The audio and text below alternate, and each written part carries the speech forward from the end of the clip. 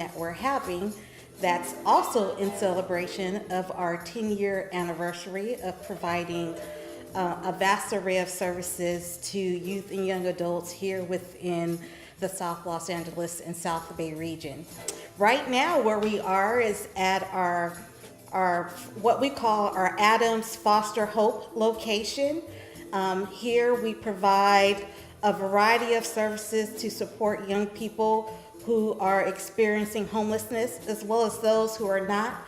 But today, since it's Homeless Youth Awareness Month, we're going to talk more specifically about those programs and services that we offer here that support youth who are in crisis and also experiencing some form of housing insecurity.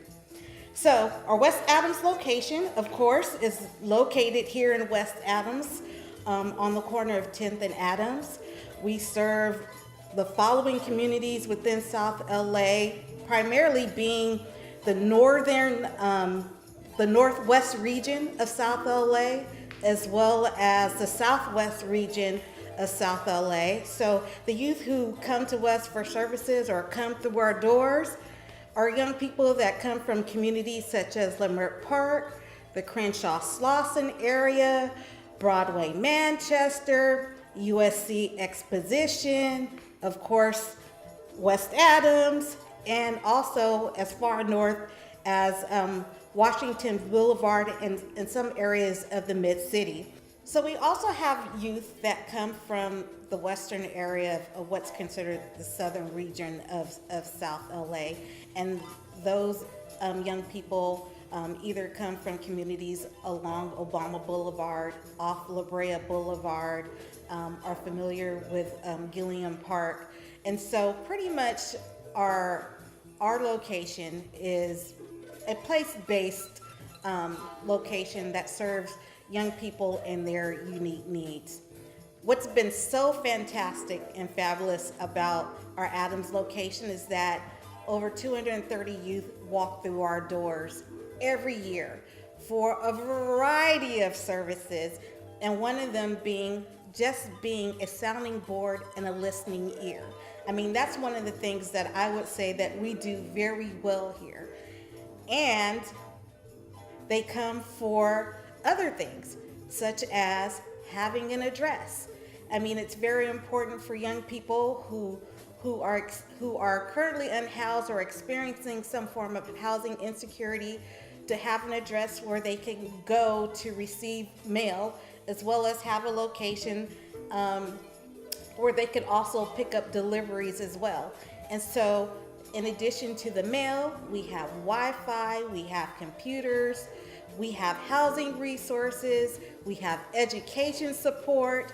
We also have a resource room where we provide toiletries, clothing, toothbrushes, soap, free undergarments, new undergarments at that, and a food pantry where young people can come and grab a snack, food on the go, as well as receive food and gift cards to support them for any need that they may have, a basic need that they may have or they may be struggling with. And so what you will find and what you will learn today from the staff here at our Adams location is that we are a hub of hope. And that hub of hope is really about delivering not only the services, but the care and compassion young people need in order to thrive.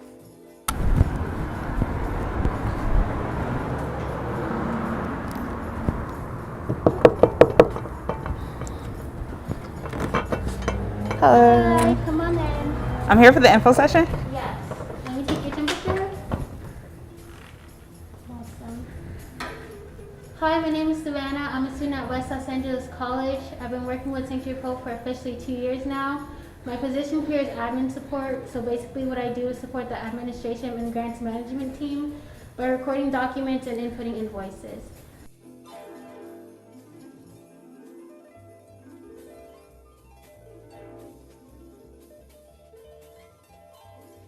Good morning. My name is Maria from Sanctuary Pope. I am the intake coordinator for this organization. I've been here for about 6 years. We used to host we used to hold info sessions every Wednesday from 10 to 12 p.m. But due to the pandemic, we do everything remotely, either fax or email, or sometimes you will go ahead and call ahead and contact our office for services. Over the past 10 years, we have serviced 4,000 youth, and out of those 4,000 youth, we have securely housed 2,700. I am also a former TAY myself and a former foster youth. TAY stands for Transitional Age Youth from the ages 16 to 24. It all started back in 2012 when I was 21, about to emancipate foster care, and I had nowhere else to go. I was going to become homeless myself. But thanks to my boss, who I met back then, offered me an opportunity to go ahead and stay in this house when I used to be in an independent living program for former foster youth. Now, because of that, I have all these better opportunities, and I'm securely housed myself today. And also, I have this amazing job that I work for in order to continue to securely house youth and service them as well. Not only individuals, but also as well as families. So here is one of the PowerPoint slides that I go through with youth when they used to come in. These are the documents I required for the individuals and then also families, but for families, they need more intensive documents to send as well. Some of them are ID, home verification, and LTV class if you're only going to traditional or bridge housing. Some of the homeless verifications are third-party verification homelessness that either are sent to a case manager, social worker, or another third party who will verify you're homeless. Another one is observation homelessness. That is only if you're literally homeless. For example, if you're sleeping in your car or you're sleeping in the streets. Another one is self-cert. If you don't have anybody to help verify you're homeless, we can go ahead and have you fill a self-cert. And another one is imminent risk of homelessness, meaning you're gonna have to lose your housing within 30 days or less. Okay, so I have one question. How long does the process take? Like, how soon can I get housed? So usually, it also factors what kind of program that you are trying to be serviced for and which housing program you would be eligible for as well. So after you turn in your documents along with the paperwork, it could take a month or 2 months, for example, for a rapid housing program. Not only that, you have to able to demonstrate that you have income coming from employment, because we need some stable income before we can go ahead and house you to there. But in average, it's 1 month to 2 months factors in if you turn all your documents along with your paperwork, and in fact which housing program you're going to be going for. Okay, thank you. And if you have any more questions, feel free to call us at our office at 323-76-2413. My name is Joey Solomon. I'm the program administrator for Sanctuary of Hope. I've been the program administrator for about 3.5 years, but I have been with Sanctuary of Hope for all 10 years of its existence. I have over 20 years experience working with homeless youth and families. And the most memorable experience I have is watching the youth grow into adults and succeeding as parents and adults in their lives. So we're sitting in one of the rooms at our Adams location that started out as housing for single foster youth that stayed here. It used to be filled with 2 queen-size beds and dressers and desks, and this was their stepping stone before going into permanent housing. This room has now evolved into being one of our offices. So you'll see empty desks behind me that we are getting ready to fill with our new hires shortly. Hey, how you doing, man? Hi, Maria, how we Hey, doing? I'm good yourself? I'm doing good. Where's your SOH shirt? Look, I forgot. We can't have a wash. I'll remind you next week. I hope so. How we doing? Pretty good. Are you in charge of rapid rehousing? Yeah, oh, you're that youth. Yes, yes I am. Kayla? Yeah. Okay, yeah, come on, follow me upstairs. Awesome, thank you.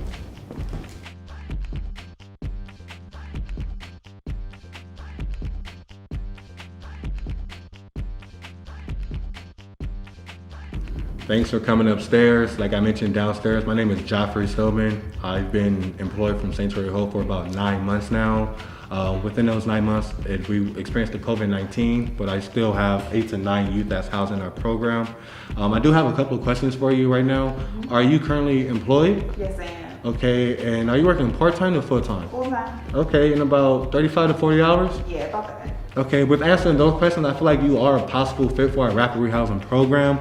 Let me just give you a little information about our program, okay? If you are housed, once housed, this is a partnership to start off. So if there's like goals, long or short-term goals, I'm your partner. We start off by paying your security deposit, your first and second month worth of rent. The reason why we do this: one, we like the youth to relax while being housed in our program. Two, we would like the youth to map out his or her long or short-term goals while underneath our program.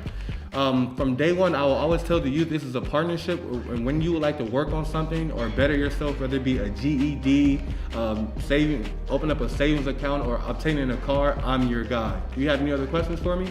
No, but I wanted to check out the director. Do you know where? Oh, Mrs. T, right. She is down the hall, straight down the hall, make a right, and you'll see her. Awesome, thank you.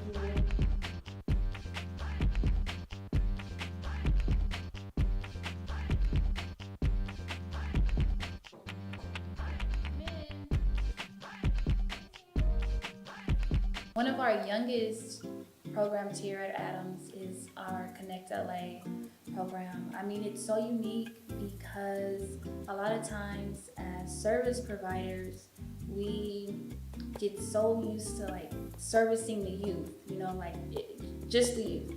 That's it. They come in, whatever it is they need, we help them get it. We support the youth. But with the reunification program, we invite the families to come in. And that's what sets our Connect LA program apart from, I would say, all of our programs here at Sanctuary of Hope. It's more of a healing program or like journey for the youth. The case manager gets a chance to hear the youth's perspective, but also listen to what the parent is saying. So we get to work with them as a unit instead of like an individual. So to me, the Connect LA program is the program that, you know, if a youth can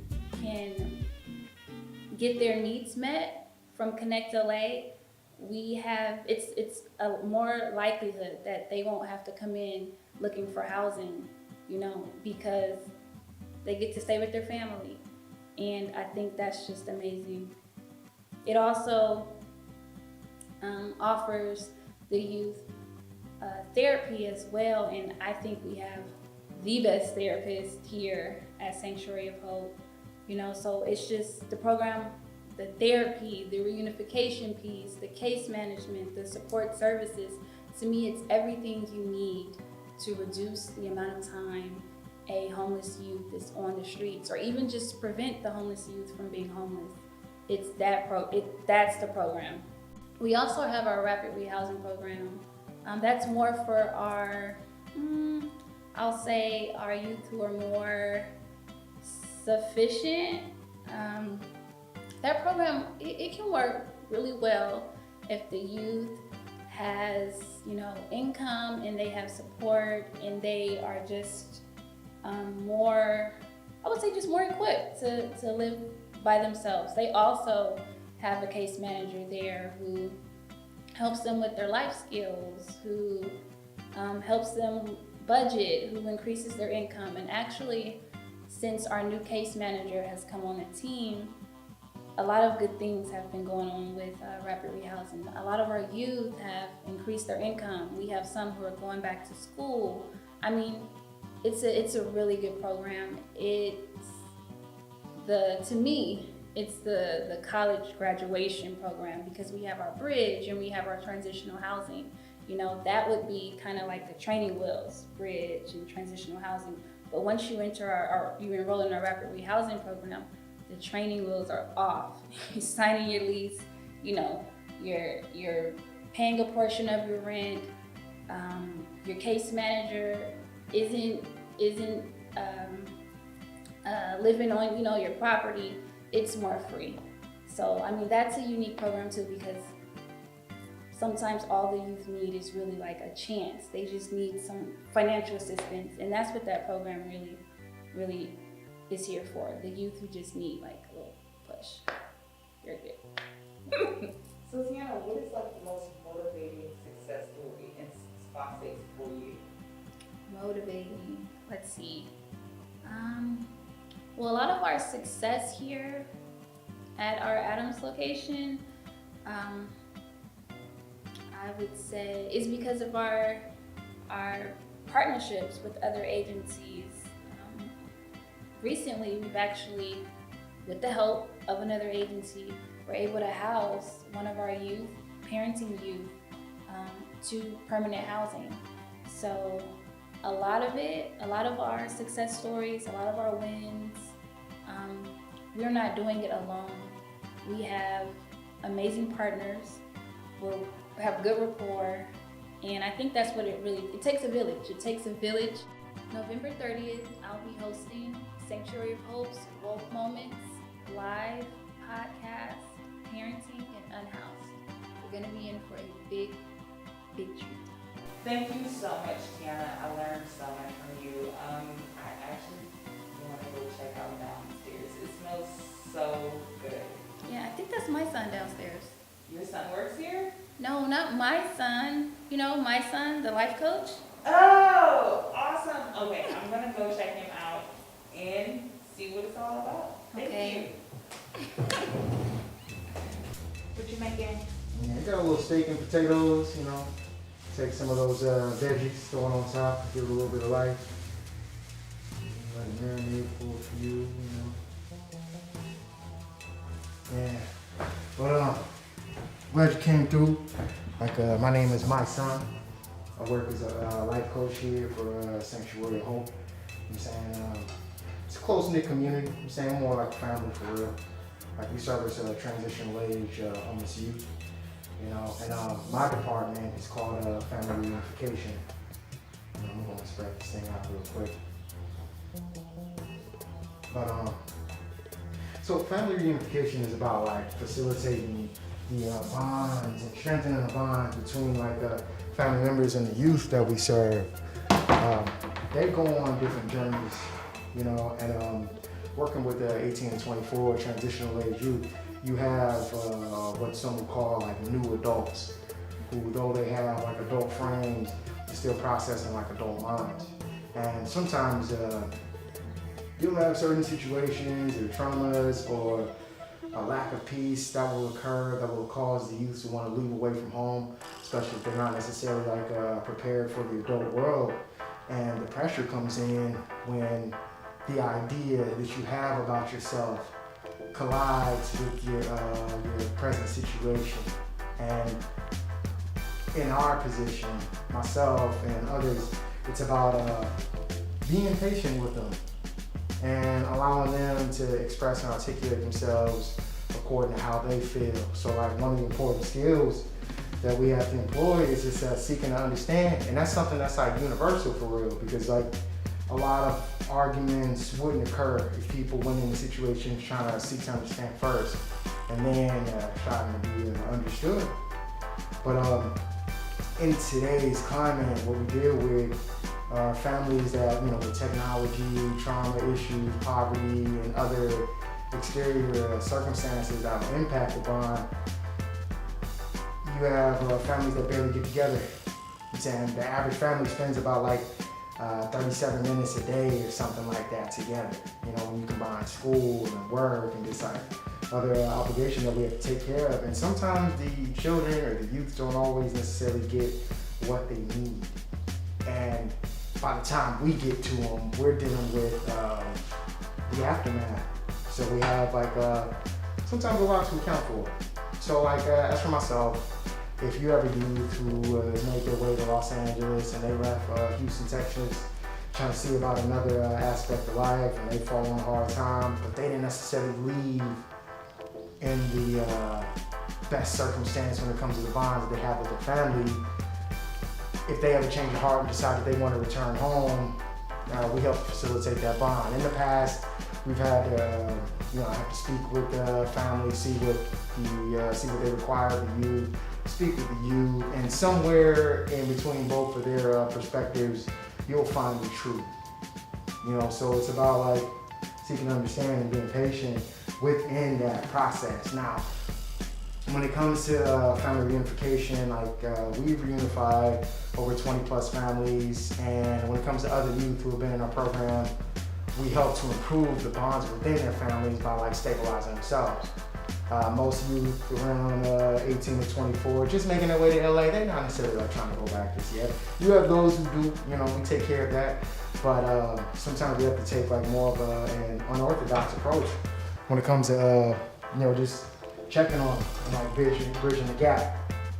So we've had some youth that, even though they weren't technically reunified, we improved the relationship between themselves and their family by just helping to stabilize their lives. So we've had, along with the 20 plus that we've served, we've also had a number of youth, about 15 plus, who have been, they've transitioned into more stabilized housing, which is wraparound housing, transitional, some are in the Section 8 apartments, and so on and so on. Other different type of housing programs that are available. So you fine tune the experience based on whatever the youth requires. Some you have to help them heal through traumas, and we have different therapeutic services that we're able to apply, and others you just help them to stabilize themselves so that they in turn feel better about themselves. And then when their family comes around, because most of the time family means well, we're able to help them find stable ground so that they have more peace and more patience to communicate. So I love it, man. This job has allowed me to just improve more as a human being. I feel I'll be a better father now because of the experiences, and I've yet to have children yet. I'm looking forward to it, but I know that as I'm raising children, I understand the importance of making sure that my children are prepared to go into the world. I get to see what happens when sometimes they're not.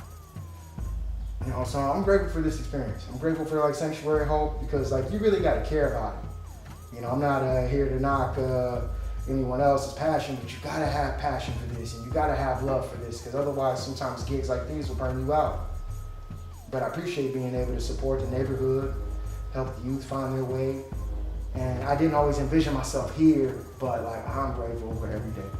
So at our Hope Link Bridge House, we house over 26 young people annually who are able to stay up to 90 days or longer, because our ultimate goal with the housing is to assist young people with transitioning to other forms of alternative housing, whether that alternative housing is a permanent home of their own, transitional housing, or maybe even reuniting with their loved ones, which becomes extremely important when we're putting our young people on a path to stability. But what makes our Bridge House very unique is that our programming is very culturally centered. We do wonderful things there, such as healing circles. We have art therapy, arts and crafts. We also have moments where young people can sit and reflect and create their own digital narratives around their own experience. And we also offer therapeutic services that are there as well. So, beyond just having a place to lay your head, food to eat, it's an environment where all staff there are trained to be mentors, because our goal is to provide not only a place for them to lay their head, but also a caring and mentoring environment so that young people know that they have a permanent connection that they can rely on. Started working at Sanctuary of Hope the day that the actual Bridge House opened, which was September 4th, 2018. So I've been with Sanctuary of Hope, the specific part, the Bridge House part, ever since the inception of it. It has been a learning experience for me. It's been a learning experience, right? So my degree is in behavioral science, which is psychology and sociology. So it's been a learning experience. I've had my fair share of challenging experience with participants as far as personalities, but I've also had very amazing experiences with participants that have walked in through this door that needed that place and that space for them. I personally love the name Sanctuary of Hope because of the name itself, right? The sanctuary of the hope that we provide for participants.